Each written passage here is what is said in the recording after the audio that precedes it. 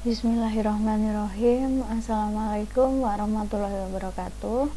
Kali ini kita akan membahas tentang sistem informasi dan konsep database. Jadi nanti kita akan masuk ke dalam beberapa penjelasan. Ada arus informasi organisasi, fungsi organisasi, level manajemen dan tingkat arus informasi, kemudian contoh-contoh dari sistem informasi berbasis komputer, konsep dari database, organisasi data, data processing, database manajemen, terus ada database manajemen sistem structure, kemudian dari jenis database, penggunaan dan masalah dari database. Nanti akan coba kita bahas satu persatu. Tapi kita masuk dulu ke sistem informasi. Jadi memang sistem informasi ini terdiri dari elemen-elemen yang berinteraksi dengan maksud yang sama untuk mencapai suatu tujuan tertentu. Jadi sistem informasi adalah kumpulan orang, prosedur, perangkat lunak, perangkat keras, data, dan konektivitas yang bekerja sama untuk memberikan informasi penting untuk menjalankan organisasi. Dan dalam organisasi menggunakan komputer untuk menyimpan catatan peristiwa misal. Maka pengguna akhir yang kompeten atau kompeten end user perlu memahami proses informasi mengalir saat bergerak melalui organisasi tersebut. Jadi arus informasi organisasi di sini berkaitan dengan pemahaman dari informasi itu sendiri dan kemana sih arah aliran dari informasi. Informasi merupakan data yang telah diolah menjadi hal yang berarti bagi penerimanya dan bermanfaat dalam pengambilan keputusan untuk saat ini ataupun masa yang akan datang. Dan pemrosesan data dapat meningkatkan pengetahuan seseorang. Pengetahuan atau knowledge ini merupakan kombinasi dari naluri, gagasan, aturan, dan prosedur yang mengarahkan terhadap tindakan atau pengambilan keputusan tadi. Sedangkan data itu sendiri merupakan fakta yang dapat dijadikan bahan untuk menyusun sebuah informasi. Data ini dapat berupa nilai yang terformat, teks, citra, video, ataupun audio. Jadi data ini merupakan bahan mentah dari informasi. Dalam organisasi, informasi mempunyai arus dan pola. Informasi dapat mengalir secara vertikal dan horizontal di seluruh bagian organisasi. Sistem informasi mendukung arus informasi alami dalam struktur organisasi. Sistem informasi dapat dipecah dalam salah satu dari 5 area fungsional yang berbeda: tingkat manajemen ataupun arus informasi. Nah, berikut ini beberapa fungsi organisasi dilihat dari fungsional perspektif. Ada fungsi accounting atau akuntansi yang tujuannya untuk mencatat semua aktivitas keuangan. Ada fungsi marketing atau pemasaran untuk merencanakan, menentukan harga, mempromosikan, menjual, dan mendistribusikan barang. Fungsi berikutnya ada human resource atau sumber daya manusia yang aktivitasnya berpusat pada manusia. Lalu ada fungsi production yang tujuannya untuk menciptakan barang jadi dan jasa. Terakhir ada research atau penelitian untuk pengembangan produk baru. Dan dari fungsi organisasi ini kita juga bisa melihat level-level manajemen yang ada di dalam organisasi. Level manajemen dalam organisasi ini dibagi menjadi 3 tingkatan. Nah, yang pertama ada top manajemen, kemudian ada middle management, dan paling bawah ada supervisor atau low management. Dan di top management ini bertanggung jawab atas perencanaan jangka panjang, dan di middle management bertanggung jawab atas perencanaan taktis. Lalu yang paling bawah menangani keseluruhan hal yang berkaitan dengan operasional organisasi atau perusahaan. Dari tingkatan level manajemen ini kita juga bisa mengetahui nih tingkat arus informasinya. Setiap level manajemen memang memiliki kebutuhan informasi yang berbeda-beda, dan arus informasi digambarkan melalui segitiga berikut. Nah, jadi dapat dilihat kalau di bagian top manajerial, arah atau pola arus informasinya ini secara vertikal maupun secara horizontal dan eksternal.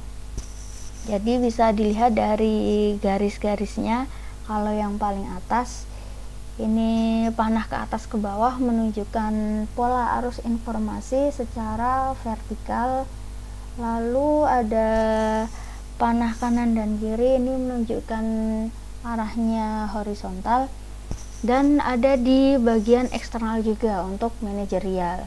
Kemudian untuk middle manajerial dia lebih ke vertikal dan horizontal aja hubungannya. Dari top manajerial dia juga harus ke bawah ke bagian supervisory, dan untuk supervisory dia terutama vertikal aja, arus informasinya dia akan ke atas karena supervisor kan menangani keseluruhan hal yang berkaitan dengan operasional, dan keseluruhan hal tersebut nanti akan di follow up untuk naik ke bagian middle manajerial.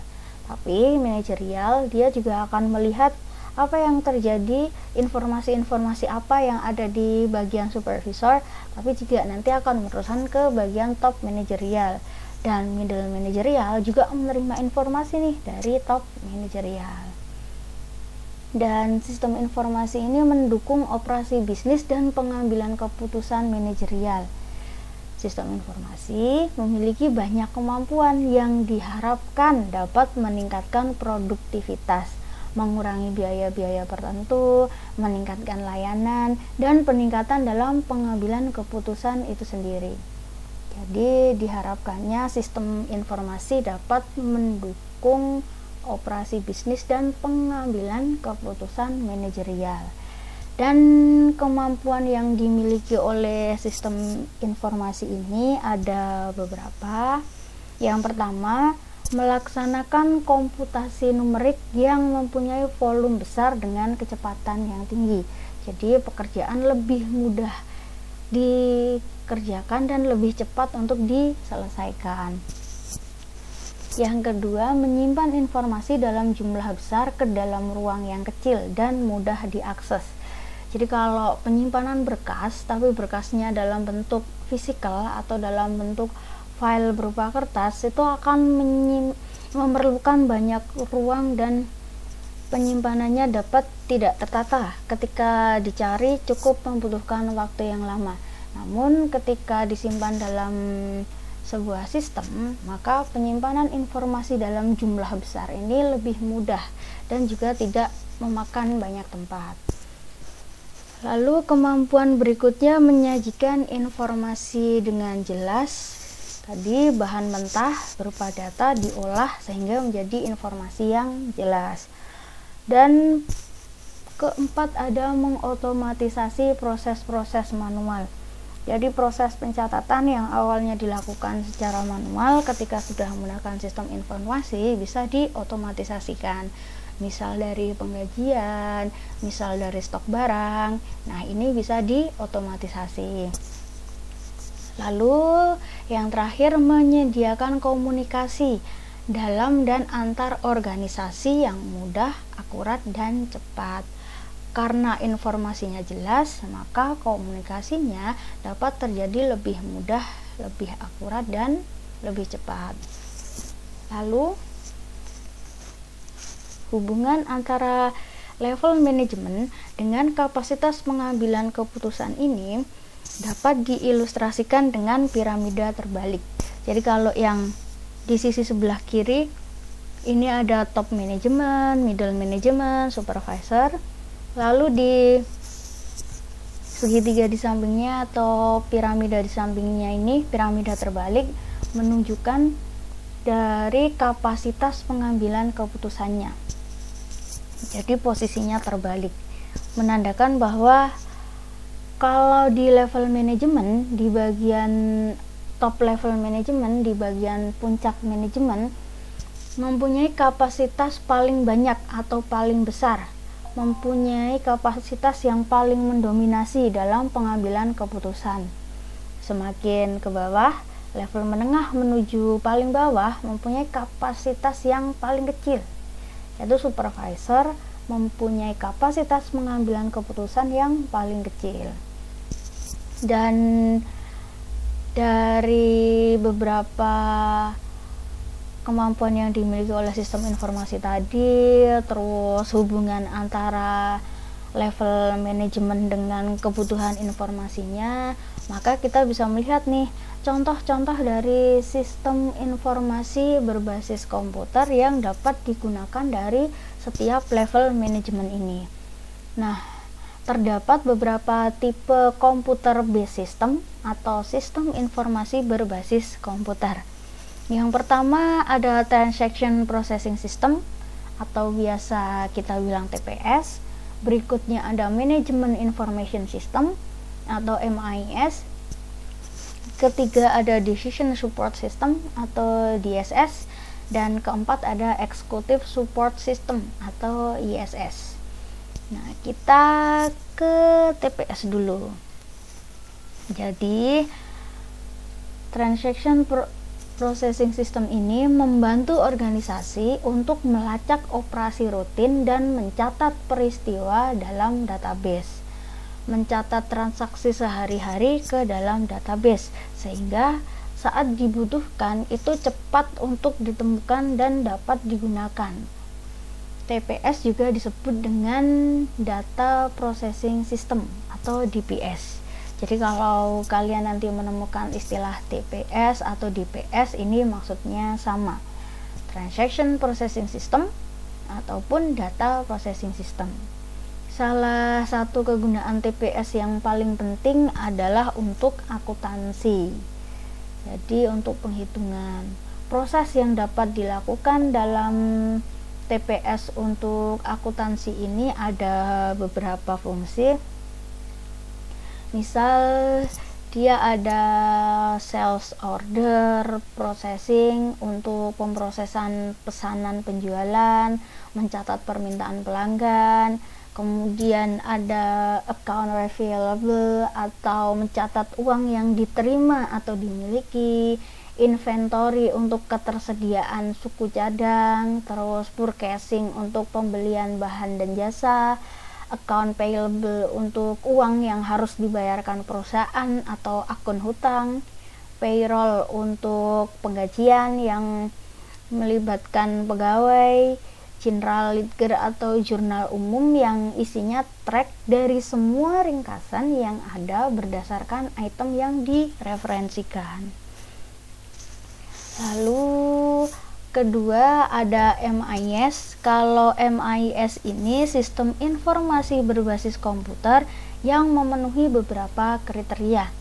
Yang pertama, MIS harus bisa menghasilkan laporan standar untuk mendukung pengambilan keputusan oleh manajer menengah. Jadi yang menggunakan MIS adalah middle level management. Selain menghasilkan laporan standar, maka karakteristik berikutnya adalah mengintegrasikan data dan rangkum detail dari database dalam bentuk terstruktur. Yang berikutnya, menghasilkan laporan yang telah ditentukan sebelumnya. Nah, karena kan yang awal tadi menghasilkan laporan. Terus yang bagian ketiga ini laporannya dia bisa berupa laporan berkala, laporan pengecualian, dan laporan permintaan. Laporan berkala atau periodic report ini disebut juga sebagai laporan yang diproduksi secara berkala, secara waktu tertentu. Lalu kalau laporan pengecualian atau ini dapat laporan pengecualian, except report. Ini ada sedikit tipe ya di sini. Ini event yang tidak biasa. Jadi di laporan ini dibikin ketika ada aktivitas atau kegiatan yang tidak biasa. Lalu berikutnya ada laporan permintaan atau demand report, dihasilkan berdasarkan permintaan. Jadi apa yang diinginkan ini baru di-create laporannya. Misal ingin melihat pegawai yang bolos di Januari ini siapa aja sih. Nah, ini laporan permintaan atau demand report. Terus laporan pengecualian, misal saya pengen lihat nama-nama pegawai tapi semua pegawai perempuan, jadi yang laki-laki semua dikecualikan. Ini except report atau laporan pengecualian. Laporan berkala ini biasanya misal di hasil penjualan bulan Januari, hasil penjualan bulan Februari. Nah, secara periodik laporan ini akan selalu diberikan dalam jangka waktu yang sudah ditentukan. Lalu tipe berikutnya ada Decision Support System atau DSS. DSS ini merupakan tool yang fleksibel yang dia mempunyai peran untuk menganalisis data supaya mendukung pengambilan keputusan. Jadi DSS ini memungkinkan manajer untuk mendapatkan jawaban yang tidak terduga dan masalah umum yang tidak berulang. Dalam DSS, laporan tidak memiliki format tetap. Dan di DSS ini ada beberapa bagian yang harus ada di dalam DSS. Yang pertama ada pengguna atau user. Siapa saja yang harus membuat keputusan. Nah, tadi kapasitas seberapa banyak keputusan diambil sudah digambarkan dengan piramida terbalik. Berikutnya ada perangkat lunak atau sistem softwarenya. Yang ketiga ada data, baik data internal maupun data eksternal dari organisasi. Dan DSS ini harus memiliki kemampuan analitis dalam pengambilan keputusan, sehingga terdapat 3 tipe dasar dari model keputusan dalam DSS. Yang pertama ada strategic model atau model strategis. Strategic model ini membantu manajer tingkat atas atau top manajemen dalam perencanaan jangka panjang. Jadi DSS bisa digunakan oleh top level manajemen, tapi juga bisa digunakan oleh middle management. Ini masuk ke dalam model keputusan tactical model.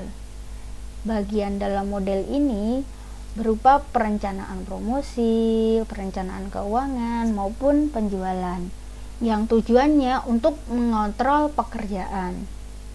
Lalu model keputusan yang ketiga adalah operasional model atau model operasional. Tujuan dari model keputusan ini untuk membantu manajer tingkat bawah dalam mencapai kegiatan dan tujuan sehari-hari. Nah, jadi ketiga model keputusan ini dapat disesuaikan dengan level manajemen dalam organisasi. Lalu untuk tipe berikutnya ada Executive Support System atau ISS. Executive Support System ini sistem yang didesain khusus untuk manajemen puncak atau top manajemen. Karena ISS ini dapat menyajikan, meringkas, dan menganalisis data dan dirancang supaya mudah digunakan. Jadi ada Key Performance Indicator itu juga biasanya bisa ditampilkan oleh Executive Support System ini atau ISS untuk digunakan oleh top level management. Selain dari keempat tipe tadi, yang ada GSS, DSS, MIS, dan TPS. Ini ada contoh lain atau tipe dari sistem informasi yang lainnya, atau kita bisa bilang juga other information system. Namun sebelum kita lihat nih ada apa aja contoh dari other information system, kita coba ringkas dulu. Nah, di sini bisa kita lihat secara ringkasnya siapa sih dari level-level manajemen ini yang menggunakan tipe-tipe dari sistem informasi berbasis komputer tadi. Nah, di paling bawah di operasional dia bisa pakai TPS, Transaction Processing System, untuk melacak operasi rutin dan merekam peristiwa dalam database. Lalu MIS dan DSS bisa digunakan oleh middle level management. MIS tujuannya untuk generate laporan standar, DSS tujuannya untuk menganalisis situasi yang tidak terduga berdasarkan data internal maupun eksternal dengan model keputusan strategik, taktis, dan operasional. Berikutnya, ISS digunakan oleh top level management untuk menyajikan ringkasan informasi dalam format grafis yang fleksibel dan mudah digunakan, mudah dibaca, mudah dimanfaatkan. Nah, lalu beberapa contoh dari other computer based information system ada Office Automate System atau biasa kita bilang juga OAS. Nah, OAS ini dirancang untuk mendukung pekerja data atau data worker. Contoh dari OAS ada Project Manager, Video Conferencing System. Jadi memang other information system atau sistem informasi yang lainnya ini berperan untuk mendistribusikan, mengkomunikasikan, dan membuat informasi. Sistem dapat digunakan oleh data worker maupun knowledge worker. Lalu tipe yang berikutnya ada Knowledge Work System atau KWS. Dirancang untuk menciptakan informasi di bidang keahlian masing-masing. KWS ini diterapkan oleh OAS maupun sistem khusus. Ketiga ada Expert System atau sistem pakar. Kalau expert system ini disebut juga dengan sistem berbasis pengetahuan berupa jenis kecerdasan buatan yang digunakan dalam database untuk memberikan bantuan kepada penggunanya. Dalam expert system berisi fakta dan aturan untuk menghubungkan fakta-fakta tersebut yang selanjutnya akan disaring atau distilled dari ahli manusia, human expert. Jadi ada peran manusianya saat menggunakan expert system, bukan sepenuhnya diberikan kepada sistem, tapi tetap akan dilakukan filtering oleh si human expert. Sistem pakar dapat dikembangkan dalam bidang geologi, arsitektur, medicine, maupun untuk bidang alam. Nah, nanti di video berikutnya kita akan masuk ke dalam pembahasan konsep dasar database.